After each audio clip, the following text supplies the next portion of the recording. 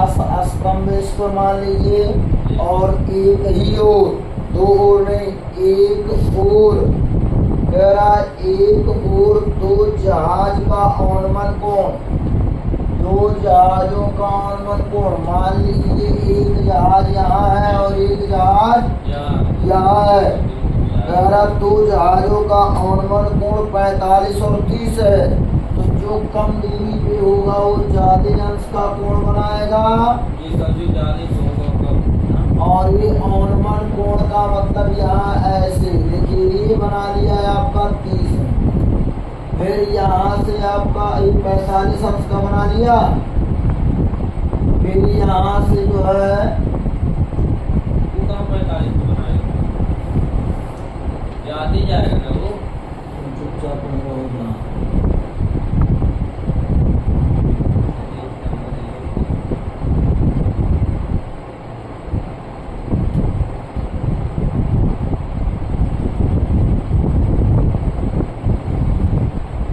ये 45 बनाया है और ये बनाया है 30, तो जब ये 45 बनाया है बड़ा वाला, ये आपका बनाएगा 45 अंश का कोण, और ये बनाएगा आपका 30 अंश का कोण, क्योंकि कहा जाता है कि जैसे आप नजदीक जाएंगे वैसे आपका कोण बड़ा बनेगा, और जैसे दूरी बढ़ेगी वैसे कोण क्या बनेगा,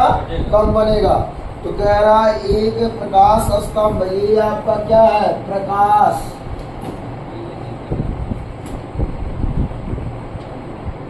ये प्रकाश स्तंभ है। अब प्रकाश स्तंभ का औनमन कोण, औनमन कोण का मतलब यहाँ बनता है, लेकिन यहाँ दर्शाया जाता है क्यों, एक अंतर कोण से, तो यहाँ 45 बनाया था, यहाँ 45 हो गया, ये 30 बनाया, ये 30 बन गया। फिर कह रहा है क्रमशः, तो कह रहा है यदि दोनों जहाजों के बीच की दूरी, ये दोनों जहाजिया के बीच की दूरी 200, और ये हो जाएगा आपका x दूरी हो जाएगा। फिर कह रहा तो स्तंभ की ऊंचाई, यानी ये हाइट बतानी है, इसकी हाइट कितनी है, तो जब हाइट बतानी है तो यहाँ आप देख लीजिए, तो यहाँ आपका, यहाँ सॉल्यूशन जब करेंगे इसका, यहाँ लेंगे पहले छोटा वाला त्रिभुज लेंगे, त्रिभुज, यहाँ ए, यहाँ बी मान लीजिए, यहाँ ए मान लीजिए, यहाँ डी मान लीजिए, यहाँ सी मान लीजिए, तो यहाँ हो जाएगा त्रिभुज डी ई सी से, तो हमको लंब निकालना है, यहाँ हो जाएगा tan थीटा बराबर लंब बटे आधार, यहाँ हो जाएगा आपका tan 45 अंश बराबर लंब आपका दिया है h, तो h रख दिया, आधार आपका x हो जाएगा, तो यहाँ tan 45 अंश का मान होता है 1, यहाँ हम कर देंगे h बटा x, इसके बटे अगर एक हम करते हैं तो तिर्यक गुणा कर लेंगे, x बराबर हो जाएगा h।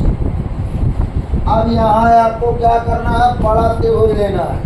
और जब बड़ा वाला त्रिभुज लेंगे तो यहाँ से लेके यहाँ तक 20 प्लस x हो जाएगा। यहाँ बड़ा वाला त्रिभुज क्या है, ए बी सी से, अब ए बी सी से जब लेंगे तो यहाँ आपका क्या हो जाएगा, tan थीटा बराबर लंब बटे आधार, अब यहाँ हो जाएगा tan 30 बराबर लंब दिया है h, और आधार दे दिया है क्या 20 200, अब प्लस हो जाएगा h, और जब 200 प्लस h दिया है तो tan 30 अंश का मान होता है 1 बटा करड़ी में 3 बराबर, यहाँ हो जाएगा h बटा, यहाँ x है h नहीं, ठीक, यहाँ क्या दिया x दिया ना, तो हमने यहाँ x रख दिया, यहाँ हो जाएगा 200 प्लस x, तिर्यक पूरा करा लें, 200 प्लस x बराबर हो जाएगा करड़ी में 3h। अब इसको मान लिया जाए क्या, समीकरण नंबर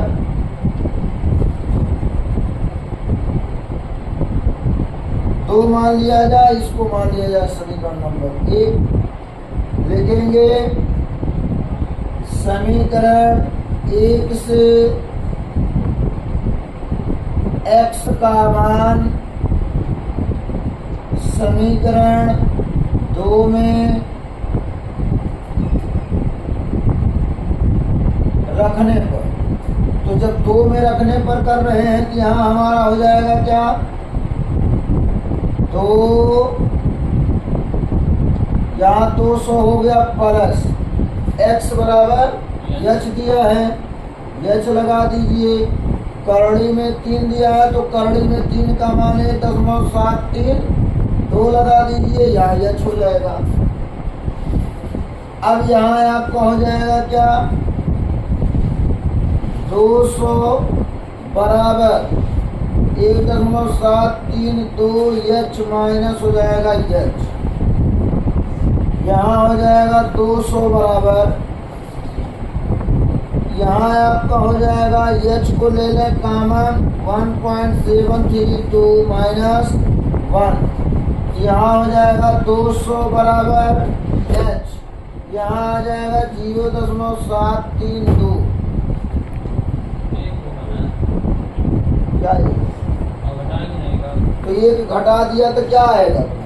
घटाने भी नहीं आता क्या करना। यहाँ हो जाएगा 200 बराबर हो जाएगा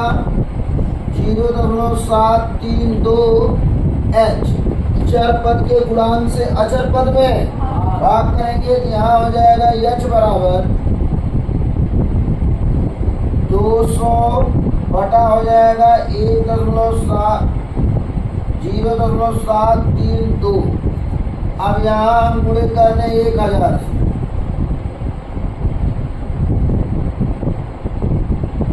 जब 1000 से गुणा करेंगे तो यहाँ हमारा हो जाएगा h बराबर 3 0 हो गया 2 लाख बटे हो जाएगा 732। अब यहाँ h बराबर, यहाँ भाग दे लीजिए,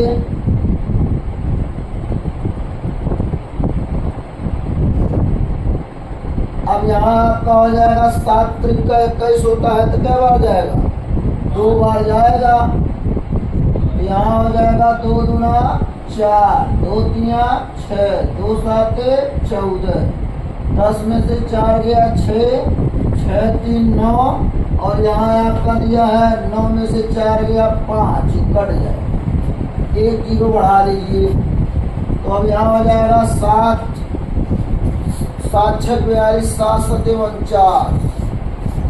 7 बार ले जाया जाए तो हो जाएगा 7 दूना 14 के 4, 7 त्रिक का 21 से 22, 7 7 49 50 51। यहाँ हो जाएगा 6, यहाँ हो जाएगा 3, क्योंकि 3 यहाँ 5 बचा है, यहाँ 3 में से 1 गया 2, फिर 1 0 उतार लेंगे। 7 त्रिक का 21, क्योंकि यहाँ 23 है, यहाँ 21 हो रहा है, 3 बार ले जाएंगे तो हो जाएगा 2 दूना 4, 2 3 6, 2 3 दूना 6, 3 दूना 6, 3 त्रिक का 9 और 3 सत्ते 21, कट गया 4 आ गया और 9 6 15 हो गया,